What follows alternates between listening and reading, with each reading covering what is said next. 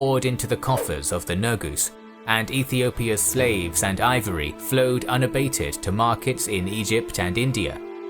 An Ethiopian delegation had even attended the Council of Florence in 1441, where they were excitedly welcomed as subjects of Prester John, despite their every assertion that their Negus, or emperor, was called Zari Yacob and bore no such title. The years just prior to the Ottoman entry into the Indian Ocean had not been kind to Ethiopia, however. Throughout the 14th century, the nearest thing to a Muslim rival to the empire had been the Sultanate of Ifat under the Walasma dynasty, a disunified state ruling over a coastal merchant elite often loyal to the Ethiopian Negus, and a pastoralist semi-nomadic population generally unconcerned with the borders or conflicts of the two states. An attempt by Sultan Sabreddin to invade Ethiopia in 1332 led the warrior king Amxaro to sack and conquer most of Ifat. Further conflict in the following decades led to the Sultanate's destruction by Amxaro's grandson Dawit in 1403. But from its ashes would emerge a far more formidable foe. As Ifat crumbled, the Walasma dynasty split in two. Some of the ruling family opted to remain in the former lands of Ifat, retaining some wealth and influence. The more militant branches of the family headed east to found the Sultanate of Adal, centered in Hara. In the century that followed, succession crises and weak monarchs would weaken Ethiopia's hold over both its coastal Muslim tributaries and the increasingly powerful Christian feudal nobility at home, while Adal prospered from trade and bolstered its military might through the conversion of Afar and Somali pastoralists to Islam. Still, in 1516, Ethiopia remained strong, and with the aid of a Portuguese fleet, Negus Lebnadengel scored a significant victory against Adal, killing its Sultan Mahfuz and even burning Ifat's old capital of Zela. Chroniclers triumphantly declared the Muslim threat ended forever, but the following years would change everything. In 1517, Selim the Grim conquered Egypt and gained his first foothold in the Indian Ocean. Adal would be quick to forge ties with this powerful new neighbor, allowing for the acquisition of modern armaments Ethiopia largely lacked. The Ottomans, for their part, saw Adal as a useful ally, given the partial Portuguese blockade of the Red Sea. The succession crisis sparked by the death of Mahfuz led to the usurpation of the state by the former soldier Imam Ahmad ibn Ibrahim in 1520. Despite never claiming the title of the Sultan, Ahmad, called Gureey for his left-handedness, was militant and visionary, who intended to overthrow the Solomonic Empire by conquest, positioning himself as the Negus of a Muslim Ethiopia.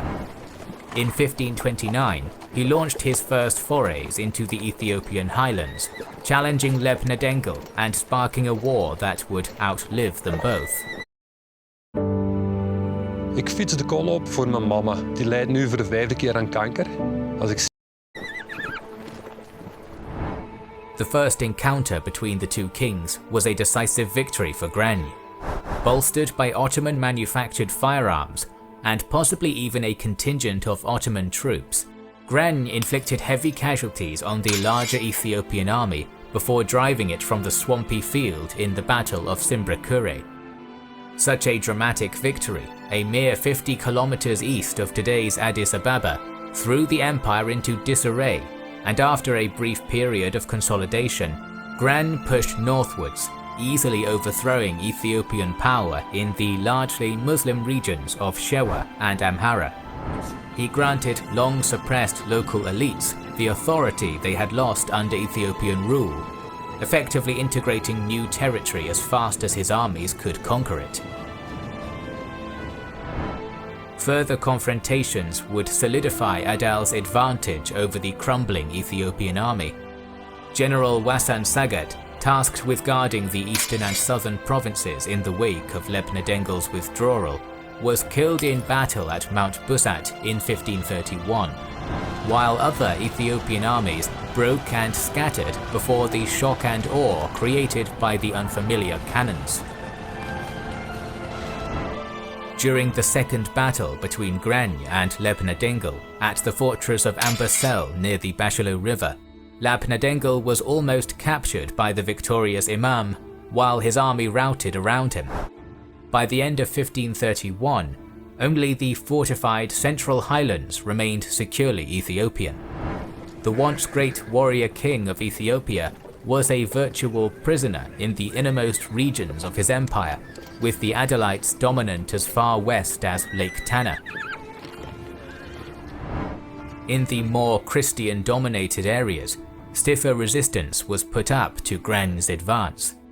Axum represented a major prize for Grenne, being the seat of the first great Ethiopian empire, a legacy Grenne wished to invoke in a close echo to the Ottomans' own claims of successorship to the Roman Empire.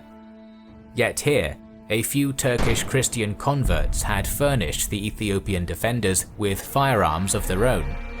Though Axum would fall with the rest of the Tigree region after a difficult siege, with Grenne destroying the Church of Mary of Zion in punishment for its stiff resistance, it did check his advance until 1533.